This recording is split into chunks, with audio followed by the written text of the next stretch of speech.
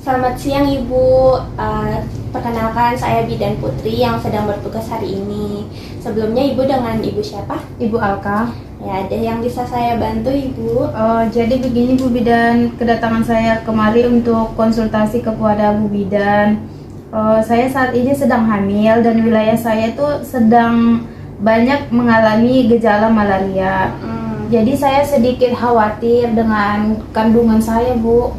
Oh iya, maksudnya berpengaruh nggak sama janin sama Iya. kehamilan ya Bu ya? Iya. Ya, sebelumnya saya jelasin dulu ya, Iya. malaria itu apa. Jadi kan malaria itu kan penyakit yang disebabkan oleh parasit ya Bu ya. Iya. Ditularinnya melalui gigitan nyamuk. Nah, untuk ibu hamil itu emang lebih rentan Bu terkena malaria karena perubahan sistem kekebalan tubuh selama hamil. Jadi kayak kekebalan tubuhnya tuh lebih lemah gitu daripada yang tidak hamil. Nah, karena itu dapat meningkatkan resiko komplikasi yang serius. Jadi penyakit malaria itu emang lebih rentan kepada ibu hamil gitu.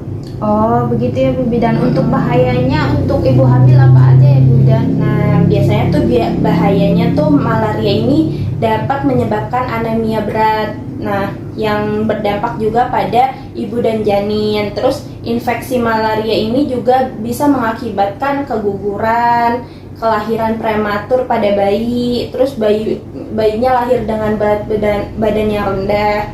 Terus juga bisa malaria ini menyebabkan kematian ibu dan janin gitu. Sangat bahaya ya Bu ya.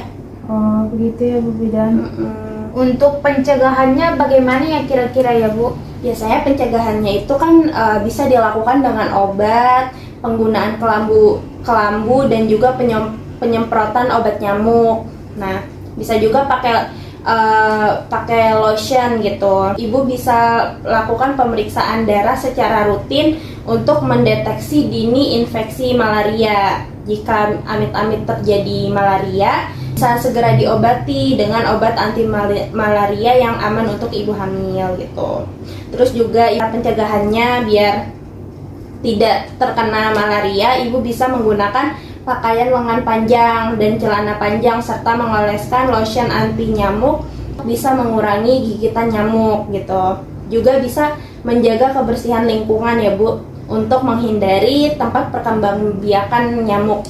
Seperti misalnya jangan biarin ada genangan air gitu. Terus juga ibu harus lebih menjaga asupan gizi, terutama zat besi, untuk mengurangi resiko anemia gitu. Jadi ibu harus menjaga pola makan yang seimbang untuk meningkatkan daya tahan tubuh selama kehamilan begitu. Oh, begitu ya Bu Bidan. Terus tanda-tanda saya terkena malaria apa saja ya Bu? Tanda-tandanya biasanya orang yang malaria itu menggigil, terus juga demam tinggi, tubuhnya lebih mudah lelah gitu. Dia mengeluarkan banyak keringat, sakit kepala, terus juga mual disertai muntah biasanya, terus juga mengalami diare dan nyeri otot gitu.